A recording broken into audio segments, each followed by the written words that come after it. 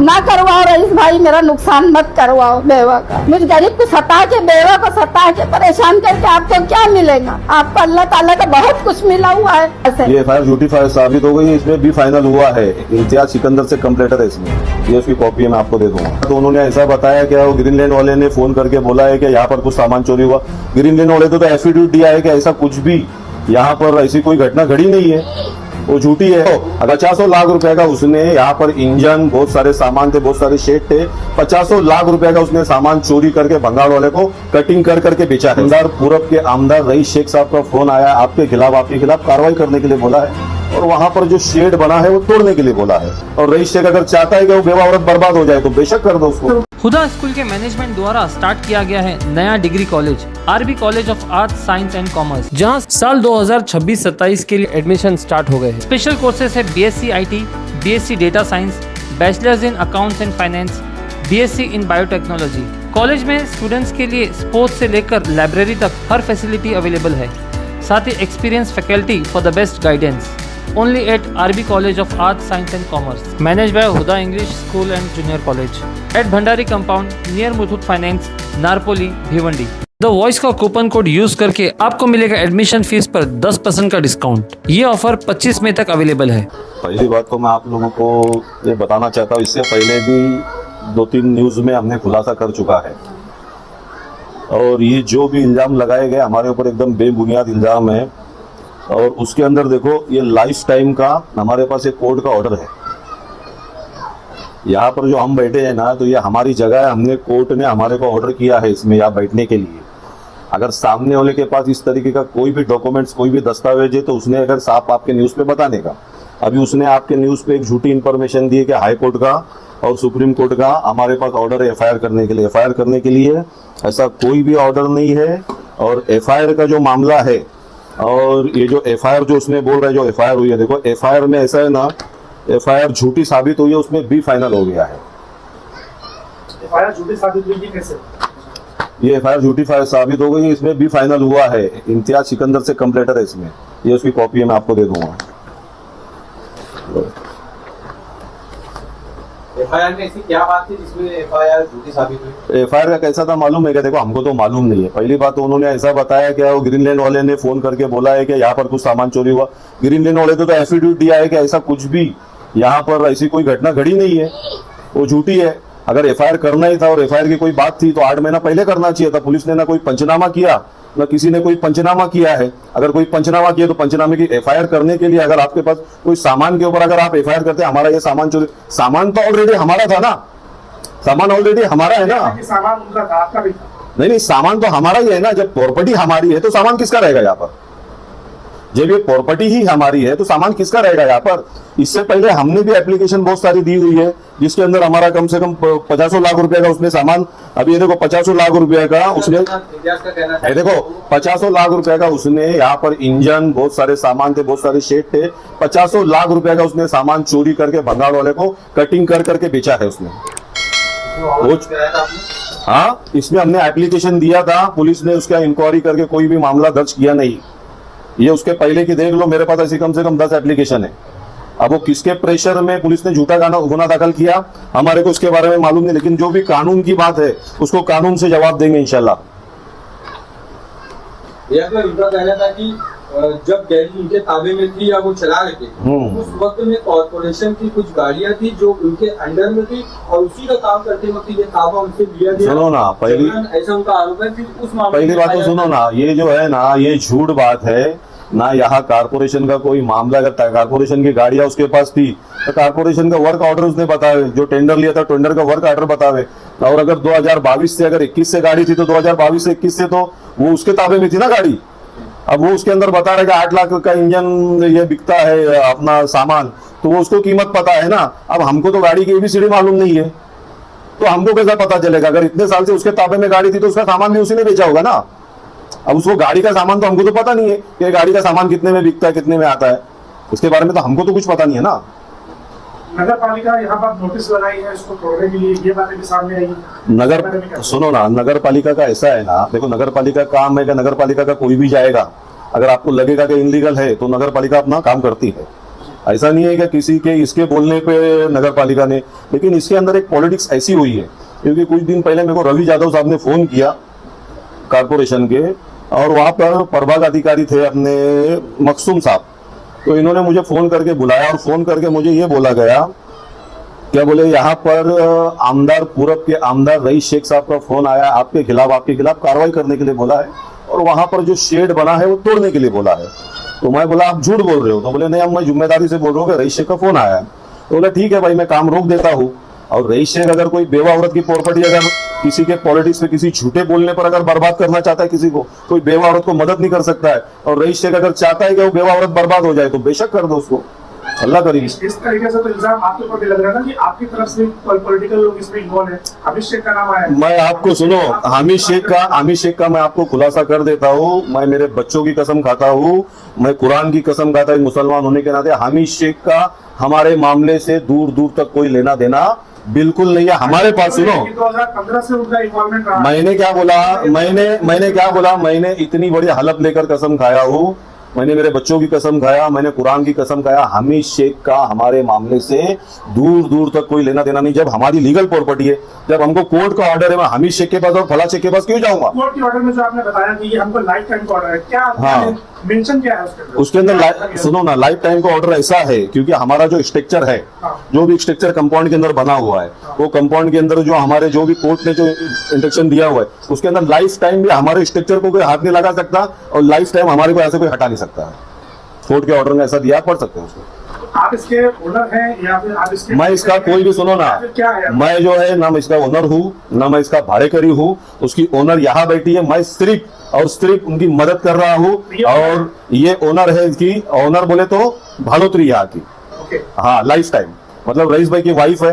Rice भाई हयात नहीं है तो अभी उनकी ओल्ड एंड शोल्ड उनकी वाइफ है, बराबर है। वो एक बेवा औरत है, तो मैं उनकी मदद कर रहा हूँ और करता रहूंगा इंशाल्लाह ताला आगे भी। उनका कहना है कि यहाँ की कुछ सेल डीड्स उनके नाम पर है, यहाँ के कुछ मीटर उनके नाम पर है, बहुत सारी चीजें उनके नाम पर। सुनो ना, उसने जो सेल डीड जो किया था, जो घरपट्टी बनाया था, जो दिगरबाद बनाया था, उसके ऊपर 420 का 420 का तालुका पुलिस स्टेशन में गुना दाखिल हुआ है। उसको पुलिस ने अरेस्ट भी किया था, वो अंदर था, उसकी कोर्ट में हेयरिंग चल रही है।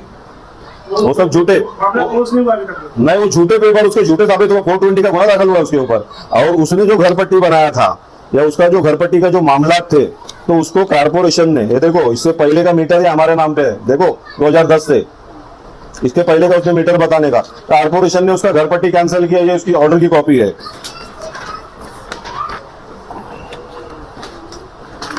ऑर्डर की कॉपी पढ़ लो। और ये उसने, सुनो, ये दिगरबाद बनाया था झूठा, ये अपना सेल डीड और घरपट्टी झूठा है या सच्चा? ये कार मैं थोड़ी ना बोल रहा हूँ, इसी बेस पे पुलिस ने गुना दाखिल किया है ना मेरे भाई, मैं थोड़ी ना बता रहा हूँ। हाँ, FIR की कॉपी है ना, 420 का केस हुआ है, ये उसके FIR की कॉपी है, ये 2016 में इसके ऊपर दाखिल हुआ है। अभी ये आप लोगों की ये लड़ाई, आप कहना है हमारा, हमारी सुनो ना, हमारी लड़ाई सुनो ना, कब तक चलता रहेगा? देखो ये क्या करता है मालूम है क्या, अभी ये किसी पॉलिटिशियन के कहने पर और किसी के बोलने पर, एक इसके अंदर जो इसके पीछे जिनका हाथ है, अभी जो नई पॉलिटिक्स चल रही है, देखो हमारा किसी से लेना देना नहीं, इसके अंदर जो आरिफ गार्डन के बाजू जो मुतरी है ना, उसका जो मिठा है ना, एक वो है, ये कोड वर्ड उसको मिल जाएगा। और एक तीसरा खिस्सा है नए राव का, एक वो है, और एक रामू हाथी है दरगाह रोड का। ये तीनों लोगों ने मिलकर ये, और ये तीनों को मेरा मैसेज पहुंच जाएगा, मैं किसका नाम लेना चाहता हूं, अगली बार खुलकर लूंगा।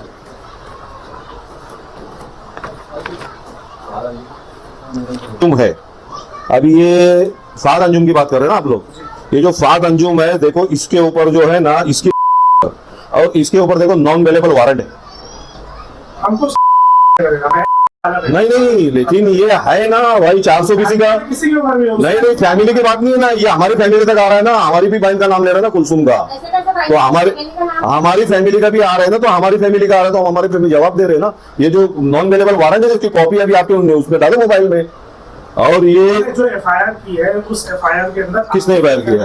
उन्होंने ऐसा बताया कि जो FIR, हाँ, उसमें 3 लोगों का। हाँ, तो सुनो ना, इनके फैमिली पे भी, सुनो ना, इनकी फैमिली के ऊपर भी FIR है ना। आपके साथ उनका भी क्या मामला है? अभी मेरे साथ ये लोग, सुनो ना, कुछ पॉलिटिक्स लोग हैं, जो पॉलिटिक्स लोगों की हामिद शेख से किसी का मामला हो सकता है, लेकिन मैंने जिस तरीके से बता दिया कि हामिद शेख का हमारे इस प्रॉपर्टी से दूर दूर तक मैंने हलफ लेकर बोला, मेरे बच्चे रास्ते पे तो गिरे नहीं है कसम खाने के लिए, कुरान तो ऐसी है नहीं कोई ऐसी किताब का मतलब कोई झूठी बोल दे। हमारा इस मामले से हामिद शेख का दूर दूर तक कोई लेना देना बिल्कुल भी नहीं है। जबरदस्ती पॉलिटिक्स बता के हामिद शेख को इधर इन्वॉल्व करके मतलब रईस शेख की उनकी दुश्मनी लगा के हमारे से ये नुकसान पहुंचाना चाहते हैं। ये लोग जो कोर्ट से जीत नहीं पा रहे, कायदे से हमसे जीत नहीं पा रहे, इसके लिए। अगर क्या ये जो मामला चल रहा है आपकी प्रॉपर्टी को लेकर, क्या मामला है इसके बारे में बताइए। देखिए, ये प्रॉपर्टी तो जब मेरी शादी नहीं हुई थी, जब से मेरे हस्बैंड यहाँ पे काम कर रहे थे उनके मौजूदगी में, उसके बाद में मेरी शादी हुई। अभी मेरे बच्चे समझ लो 35 साल के होने आ रहे हैं, तो वो कब से काम कर रहे होंगे सोचो आप ही। और ये 2015 से मेरे आदमी के पीछे पड़ा है, तो रईस भाई मेरे को काम पे रख लो, मेरे पास रोजी नहीं है, रोजी रोजगार नहीं है, तुम तो मोहल्ले बाड़े में रहते हो। तो कोई जानने पहचानने वाले ने बोला रईस भाई ईमानदार है, ईमानदारी से काम करेगा तुम्हारे पास। तो उसको बॉडी केबिन के काम वो करने लगा। यहाँ पे कुछ दिन देखे तो डायजेशन चलने लगा, मेरे आदमी की तबीयत खराब हो गई। फिर ये हुआ कि भाई कोई दिन आऊँ कोई दिन ना आऊँ, तो मेरे को भाड़ा देते रहा कर। 2-3 मरतबा भाड़ा दिया उसने। उसके बाद देखा कि इनकी कंडीशन खराब हो रही है और अकेले है, 6 लड़की है, एक ही लड़का है, कुछ मेरा कर नहीं पाएगा, तो दादागिरी पे उतर आया। जब मेरे आदमी फिर आए भाड़ा मांगने बोलने, तो बोलते है कि तू आएगा तो हाथ पैर तोड़ूंगा, तेरे गुंडे बुला के धमकी उमकी दिया। इतना कि डाइजेसिस पे आ गए मेरे शौहर। फिर उसके बाद भी फिर आए कि भाई कुछ तो पैसा दे, मेरी तो तबीयत इतनी खराब हो गई है। तो बोले तेरा कुछ है नहीं यहाँ पे, जा तू, तेरा कुछ भी नहीं है और सब कुछ मेरा है, और तू भी तो ऐसे ही कर रहा है कंपनी की जगह पे काम, तू यहाँ से जा। तो बोले भाई तेरे को मैं रखा हूँ ना। उससे पहले 2 जने आके काम करके गए, उन्होंने गवाही में पहले भी न्यूज़ में बोला है कि रईस भाई के इसमें रह के हम लोग ने काम किए। ये तीसरा बंदा था जो इम्तियाज आया था यहाँ पे। अगर मेरे आदमी इंजन का काम करते थे, ये बॉडी केबिन का, तो इसके इंजन कहाँ से आए? इसने मेरे ऊपर आरोप लगाया रियाज भाई के ऊपर कि 18-22 लाख रुपये का मेरा सामान चोरी किए। अगर इसका सामान था तो ये 10 महीने से 8 महीने से क्या सो रहा था? जिसकी गाड़ी थी क्या उन लोग लापता है? सिर्फ यही जिंदा है मेरे से हिसाब लेने के लिए, झूठे इल्जाम लगाने के लिए। हाँ, जो गाड़ियाँ वाले हैं जिनका भी पुर्जा पॉट्स था, हमने वीडियो बना के CCTV कैमरे के सामने उनका सामान पूरा लौटाया पूरी ईमानदारी से, क्योंकि हमारे हस्बैंड है ही नहीं, इंजन का काम जब करते थे तो वो पूरा मामला तो इसने चोरी किया हमारा। पूरे इंजन, 2 इंजन, एक टैंकर की टंकी पीछे पड़ी थी, वो टंकी भी काट के बेचा। 2 इंजन एक्स्ट्रा घर पे रहते थे। गैलेक्सी टाकिस पे इंजन खराब होता था, मेरे गैरेज से इंजन वहां जाता था, वहां से यहाँ बंद इंजन आता था तो बनता था। 2 इंजन एक्स्ट्रा, हाँ, सब अफेयर काफी हमारी पहले से मौजूद है। तो ये बोलता है कि पुलिस कोई कार्रवाई नहीं करती, पुलिस पेपर देखती है, पुलिस सबूत देखती है, ऐसे ही आके हमको गिरफ्तार करेंगे, ऐसे ही हम पे झूठे इल्जाम लगाएंगे, झूठे गवाह खड़ा करेंगे तो पुलिस के हमको लेके चले जाएंगी। हाँ, कानून कुछ होता है कि नहीं होता है? मैं रईस शेख साहब के पास भी गई थी अपनी फरियाद लेके, ये वहां पर भी झूठा साबित हुआ था।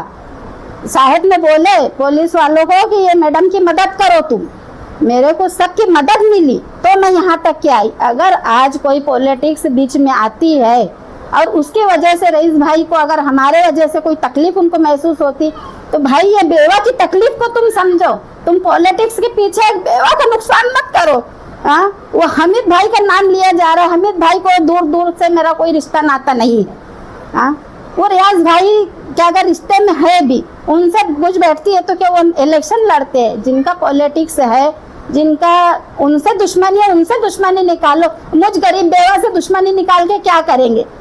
ये तो मेरे बच्चों के लिए है ना, कोर्ट ने ऑर्डर हमको हमेशा के लिए रहने दिया है।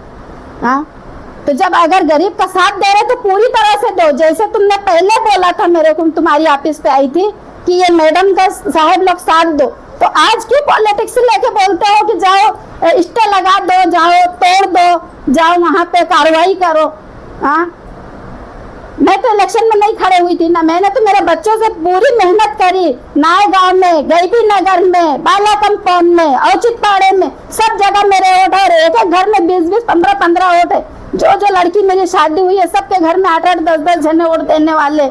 मैंने इतनी रईस भाई की मदद मतलब वोट के हिसाब से की। मैंने तो हामिद भाई को वोट नहीं दी।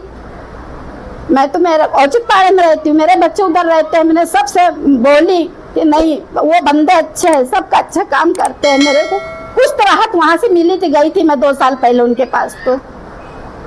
लेकिन आज मेरे को ये हो रहा है कि हामिद शेख का नाम बीच में लाया जा रहा है। मैं कसम खा के कहूंगी कि हामिद भाई का दूर दूर तक के कोई मैटर है नहीं हमारे बीच में। हम ओनली ऑन पेपर के जरिए, कोर्ट ऑर्डर के जरिए हम यहाँ पर है। जब हम चौकी में जाते हमारे पेपर देखते तो साहब बोलते ठीक है मैडम जाओ तुम। तो इसका क्या कहना है कि मैं लेडीज बेवा जाके चौकी में बैठूं, अरेस्ट करे मेरे को और ये आके यहाँ फिर दादागिरी करे मेरे बच्चों के साथ। हाँ, मेरे आदमी जब 40 साल से यहाँ काम कर रही है, आज 25 साल का लौंडा मेरे को बोलता है कि मेरे बाप का है, तो अभी फिर मुंह से कुछ भी निकलेगा। फाइनली अब आपकी मांग क्या है? फाइनली हमारा है, हमको ऑर्डर नहीं हुआ है। अगर कोर्ट से कोई ऑर्डर आता है तो हम भाई कोर्ट के ऑर्डर को मानने तैयार है ना। ये झूठे इल्जाम लगाता है हम पर, ऐसा कोई बुनियाद नहीं, बेबुनियाद पूरे इल्जाम है। उसके पार्ट्स के भाव वो जान सकता। अगर म्युनिसिपैलिटी का टेंडर इसके पास है 25 गाड़ी का, तो वो टेंडर के पावती बताए। और जब से मैं आई हूँ बड़ी गाड़ी का कोई यहाँ काम चालू है नहीं, कोई मैकेनिक मेरे पास बड़ी गाड़ी का नहीं है, किसी से कोई कांटेक्ट नहीं है। मैंने छोटी गाड़ी के लिए काम चालू किया यहाँ पे। जैसे कि म्युनिसिपैलिटी से रियाज भाई को कॉल आया था, मासूम नाम है, तो वो बोलने लगे प्रभाग अधिकारी की रियाज भाई रईस भाई का फोन आया था कि वो तुम जो काम कर रहे हो अनलीगल काम है, वहाँ पे वो काम पे रोक दो और वहाँ जाके कार्रवाई करो। तो वो कुछ रियाज भाई का काम नहीं वहाँ चालू है। ये तो मुझ बेवा के लिए वो खड़े हैं बंदे, मेरी तो रोम रोम इनके लिए दुआ देंगे और जो मेरा साथ देगा। नहीं तो ये फकीर का साथ देने वाला अगर दे तो शायद कि मेरी हाय लगेगी, चाहे वो जो ओहदे पे इंसान हो। अगर तुम बुरा नहीं अच्छा नहीं करते तो मेरा बुरा भी मत करो। अगर जो कोई कार्रवाई अगर रईस शेख साहब के कहने से म्युनिसिपैलिटी वाले मेरे घर पे नुकसान पहुंचाएंगे तो उसके लिए मैं क्या बोलूं। मुझ गरीब को सता के, बेवा को सता के, परेशान करके आपको क्या मिलेगा? आपको अल्लाह ताला का बहुत कुछ मिला हुआ है, ओहदा है आपके पास, पर ना करो, ना करवाओ रईस भाई, मेरा नुकसान मत करवाओ बेवा का। अगर करवाते हैं तो मैं ये समझूंगी कि आपके साहब को तुमने फोन किया था और उन्होंने मेरा नुकसान करे, तो आपने नुकसान किए मेरा। हर छोटी बड़ी खबर के लिए द वॉइस को सब्सक्राइब करें और रेगुलर अपडेट्स के लिए हमारे सोशल मीडिया पेजेस को फॉलो करें।